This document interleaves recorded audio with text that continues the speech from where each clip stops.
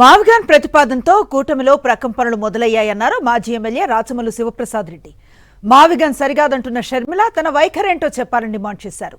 చంద్రబాబుకు తొత్తులుగా పచ్చ మీడియా పవన్ షర్మిల వ్యవహరిస్తున్నారని విమర్శించారు. ప్రజా సమస్యలపై షర్మిల ఎందుకు మాట్లాడరని ప్రశ్నించారు ఆయన. ఒక పార్టీ వారిని ధనవంతులు చేయడం కోసం రాజధాని కడుతున్నారని ఆరోపించారు రాచమల్లు శివప్రసాద్ రెడ్డి.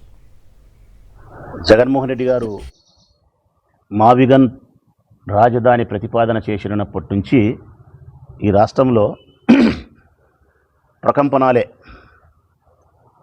అటు తెలుగుదేశం పార్టీలోనూ, కూటమికి సంబంధించిన జనసేన పార్టీకి వారిగాను, పచ్చ మీడియా సోదరులకు, కాంగ్రెస్ పార్టీ అధ్యక్షురాలకు షర్మిలమ్మ గారికి అందరి హృదయాలలో ప్రకంపనాలే వీస్తున్నాయి. అమరావతి రాజధానిగా నిర్మించడం వల్ల ఉండే కష్టాలేంది, అధిక వ్యయమేంది, ఈ రాష్ట్రానికి ఎంత పేదరికాన్ని దారిద్రాన్ని ఇస్తుంది, అట్లా కాకుండా తక్కువ ఖర్చుతో 2 లక్షల కోట్ల రూపాయలు ఖర్చు కాకుండా 20,000 రూపాయల కోట్లతో ఇబ్బందులు లేని చోట రాజధాని నిర్మించుకుంటే బాగుంటుందని చెప్పి ఆయన మావిగన్ గుంటూరును, విజయవాడను, మచిలీపట్నాన్ని ఒక క్యారిడర్గా చేసి గ్రోత్ ఇంజన్గా డెవలప్ అయ్యే రాజధానిగా అతి తక్కువ ఖర్చుతో ప్రతిపాదన చేస్తే ఆ ప్రతిపాదన ఏమాత్రం అంగీకరించలేని పరిస్థితుల్లో చంద్రబాబు నాయుడు ఉన్నాడు. చంద్రబాబు నాయుడు కంటే పచ్చ మీడియా మరీ ఎక్కువ ఉంది. బూత్ కిట్టు ఎక్కువ ఉన్నాడు అందరికంటే ఎక్కువగా, ఏబిఎన్.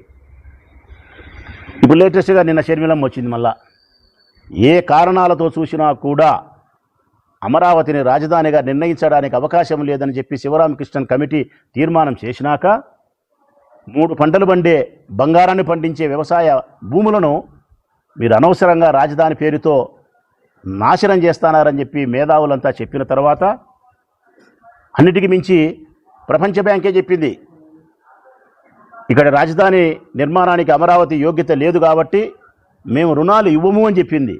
ఇదే విషయాన్ని మీ మున్సిపల్ శాఖ మంత్రి నారాయణ కూడా స్పష్టం చేసినాడు. మళ్ళీ అక్కడే రాజధాని, అమరావతిలోనే రాజధాని కట్టాలంటున్నారంటే ఎవరి కోసం, ఎవరి డబ్బుతో కడుతున్నారయ్యా? నేను తెలియక అడుగుతా. ఎవరి కోసం కడుతున్నారు? అమరావతి రాజధానిగా 2 లక్షల కోట్ల రూపాయలు ఖర్చు పెట్టి కడతామంటున్నారు. ఇది సాధ్యం కాదు. రైతులను నాశనం చేసి ఈ రాష్ట్రంలోని ప్రజలందరినీ పేదవాళ్ళను చేసి ఎవరిని ధనవంతులు చేయాలని మీ పార్టీకి సంబంధించిన వాళ్ళు విచ్చలవిడిగా విపరీతంగా ముందుకు ముందే భూములు బినామీ పేర్లతో కొని, భూములు పెట్టుకొని, దాని విలువలు పెంచుకొని, మీరు డబ్బులు సంపాదించుకొని 100,000 కోట్లకు అధిపతులు అయ్యే దానికోసం అమరావతిని రాజధానిగా నిర్ణయిస్తారా? మరి ఈ విషయాలను షర్మిలమ్మ గారు ప్రస్తావించరా? ఇప్పుడు నేను అడుగుతా ఉన్న కాంగ్రెస్ పార్టీ అధ్యక్షురాలు, రాష్ట్ర అధ్యక్షురాలు షర్మిలమ్మ గారిని, ఏందమ్మా మీ స్టాండు? అమరావతిలో రాజధాని నిర్మాణం చేపట్టడం సబబు కాదా? ఇక్కడ వరదలతోనూ భూకంపాలతోనూ ఇది తరంగాదని చెప్పి మేధావులు చెప్పిన తర్వాత కూడా అధిక వ్యయంతో కూడిన, శ్రమతో కూడిన నిర్మాణాలు చేపట్టాల్సి వస్తుంది. పునాదులు తీయాలంటే చాలా లోతుకు పోవాల్సి వస్తుంది. నీళ్లు పైనే ఊటపడతా ఉంది. షర్మిలమ్మ ఏ విధంగా మాట్లాడుతుంది? జోకరని మావిగన్ ప్రతిపాదన మీకు తప్ప అందరికీ నచ్చుతూ ఉంది. మీకు తప్ప చంద్రబాబు నాయుడు గారికి, చంద్రబాబు నాయుడు గారిని సపోర్ట్ చేసే వాళ్లకు జగను జోకరో కాదో కానిమ్మా, తర్వాత మాట్లాడదాం జోకరా కాదా అనేది. కానీ చంద్రబాబు నాయుడుకు బ్రోకర్గా పనిచేసే వాళ్ళు చాలామంది ఉన్నారు. చంద్రబాబు నాయుడుకు చాలామంది బ్రోకర్లుగా పనిచేస్తున్నారు. ఏబిఎన్ రాధాకృష్ణ పనిచేస్తాడు, మీరు పనిచేస్తారు, పవన్ కళ్యాణ్ పనిచేస్తాడు. ఒక్కొక్కటి పలుకులు మీ తల్లి. నీ ఏమో శిలక పలుకులు ఆయన కోసం, చంద్రబాబు నాయుడు కోసం.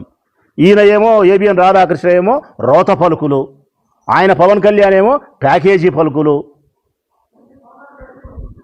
ఎవరిని ఉద్ధరించేదానికి మీరు?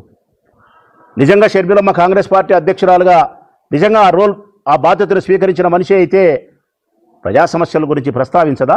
మావిగన్ ప్రతిపాదన కరెక్ట్ కాకపోతే అమరావతి నిర్మాణం కరెక్టా కాదా? ఇది చెప్పండి మీరెవరో. మీ అందరికీ కరెక్ట్ రాజధాని హైదరాబాదే.